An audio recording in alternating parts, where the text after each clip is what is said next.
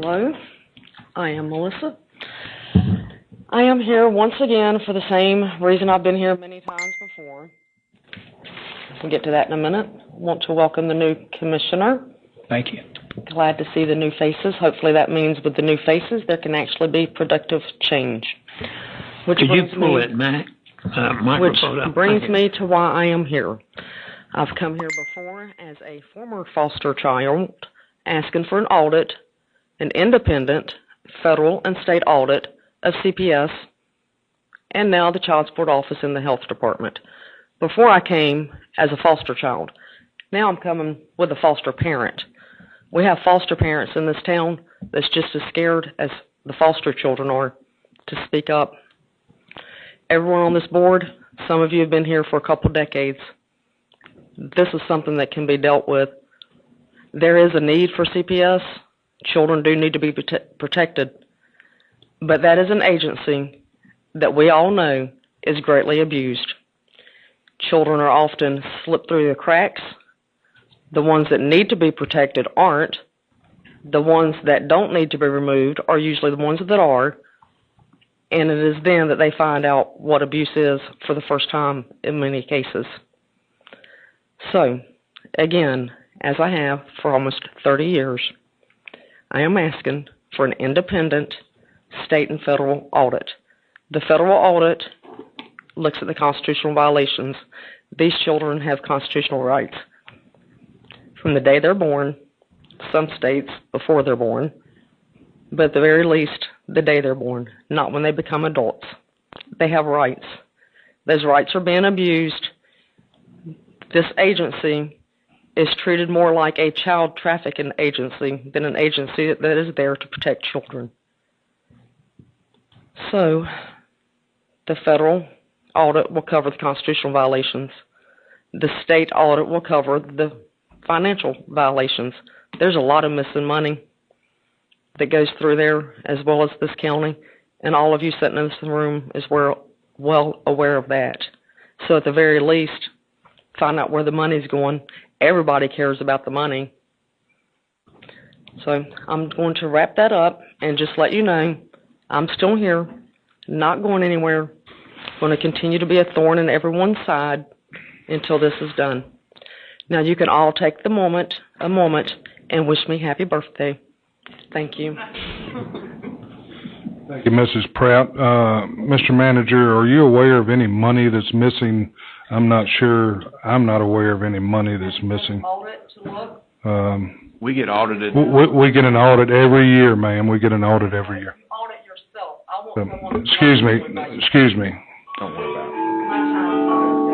about Is her time up, Debbie? Yeah, just run out. Sorry. If you're going to discuss what I'm saying, don't be rude. Your time just run out. Your time's running out, too. Okay, that's fine, How's your court date going? It's going fine, ma'am. Your time just run out. Thank you. Thank you. Thank you. No, but I'll get the sheriff to lead you out here if I need to. He can try. Okay. So anyhow, Mr. Manager, is there any money missing that you know of? Have you done an audit? Is there any other commissioner here aware of any money that's missing? Are you aware of an audit? I think the public needs to be aware of that. I think the public needs to be aware of an audit. Thank you. David, is it Norman? Yes, sir. How are you tonight, sir? There you go. Thank you. How are you this afternoon? How y'all doing? Great. Thank you. Sir, I didn't tell you I like.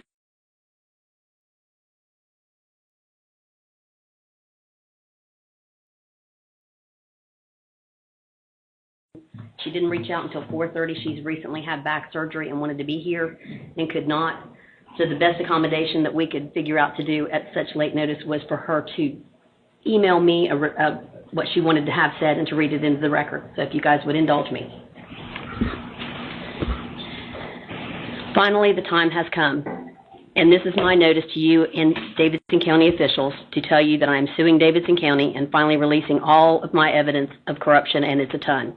Despite the fact the system is broken, you don't want to fix it, you want money. Child Protective Services continues to destroy and traumatize families, and I don't know how you look at yourself in the mirror. Every day, parents are further victimized by the system that is supposed to protect them. Instead of investigating allegations, our children are being intentionally ripped away from loving, caring, and safe homes and families that are not doing anything wrong. Which raises the question, what did CPS do to verify the initial claims, false accusations, before ripping a family apart? The answer is nothing.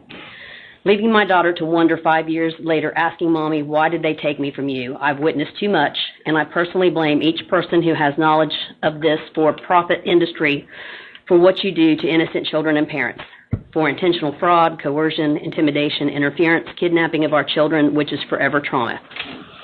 For me, it is not about the money, but I do plan on taking every time I can from Davidson County, and with evidence I don't plan on settling out of court.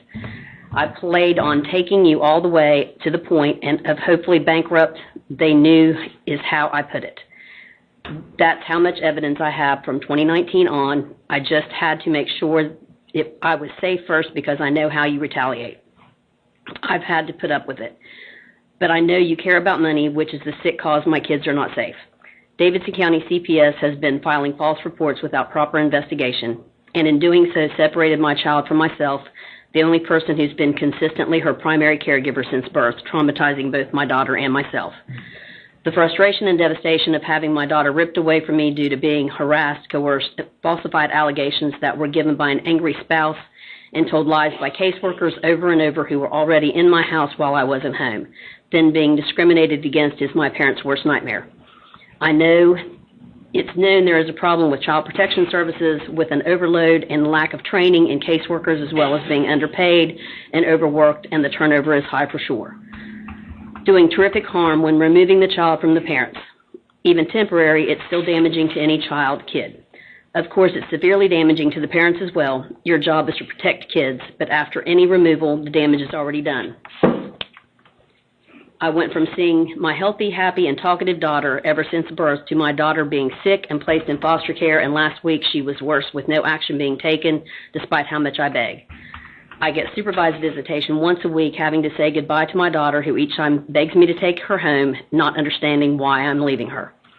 Having to hand my daughter back to the same people and many others I don't trust at all, threatening my child's health and well-being. These issues aren't getting enough attention. Mine and many other constitutional rights are being violated every day in this county. What happened to our fundamental rights as parents? Our innocent children's rights and well-being, discovering that everyone who works in this family court CPS process are ignoring the Constitution and all of the protection that the Constitution provides people faced with the threat of abuse of power. You're not making progress. I'm demanding that CPS and the courts clean up their act, follow the right to due process and equal protection. You guys have legal obligations to respect our fundamental constitutionally protected parental rights and children's rights. I don't know what it's going to take to make someone wake up and care or to get some coverage of this, but I'm not going to stop until someone speaks up and something changes. My name is Katrina Milburn. My daughter's name is Ellie, and I don't forget these names. Thank you for reading that into record. All right, Jason, you'll have to get up and let Lee have your